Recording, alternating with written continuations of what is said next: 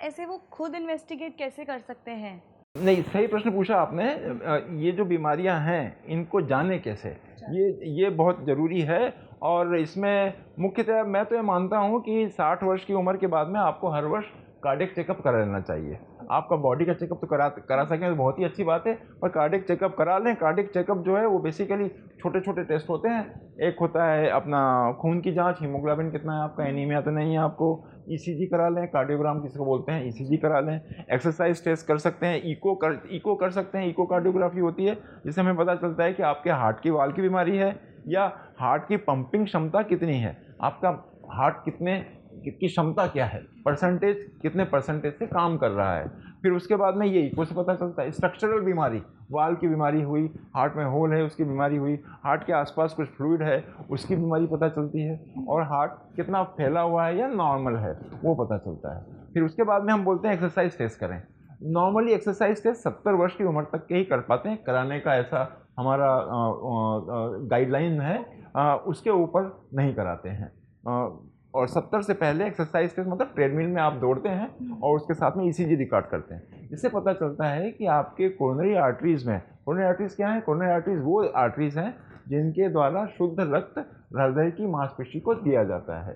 तो उन आर्टरीज में ब्लॉकेज आया है या नहीं आया है वो एक्सरसाइज टेस्ट से पता चलता है। फिर इसके बाद में कुछ दूसरे टेस्ट होते हैं। यदि पॉजिटिव एक्सरसाइज टेस्ट है तो फिर एंजियोग्राफी की जाती है। कोरोनरी एंजियोग्राफी से पता चलता है कि कोरोनरी आर्टरीज में, धमनियों में ब्लॉकेज हैं या नहीं है। ब्लॉकेज हैं तो उनका परसेंटेज क्या है। और आजकल यदि एंजियोग्राफी से आप डरते हैं तो आजकल सीटी स्कैन करते हैं, हार्ट स्कैन करते हैं, कोरोनरी सीटी एंजियोग्राफी होती है। उससे ही पता चल जाता है कि कोरोनरी आर्टरीज में ब्लॉकेजेस वगैरह क्या हैं। ये ऐसे कुछ कॉमन इन्वेस्टिगेशंस हैं जो मैं एडवाइस करता हूँ कि आपको 60 वर्ष के बाद में करा ही लेना चाहिए।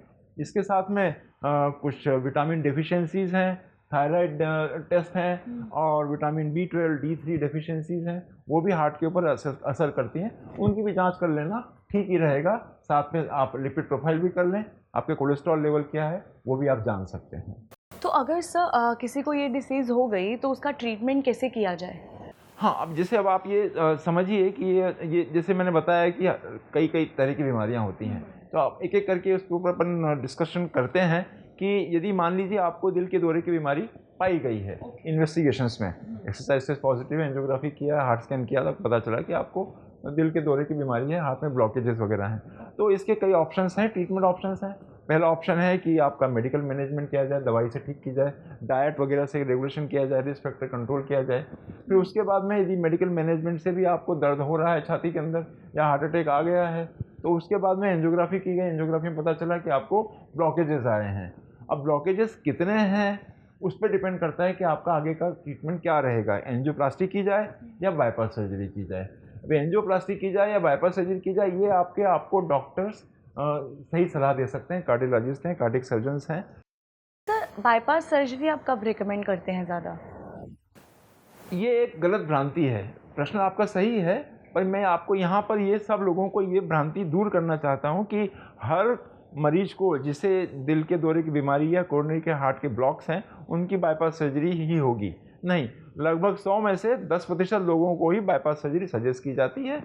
70% से तकरीबन मरीजों को तो मेडिकल मैनेजमेंट से ही ठीक किया जा सकता है।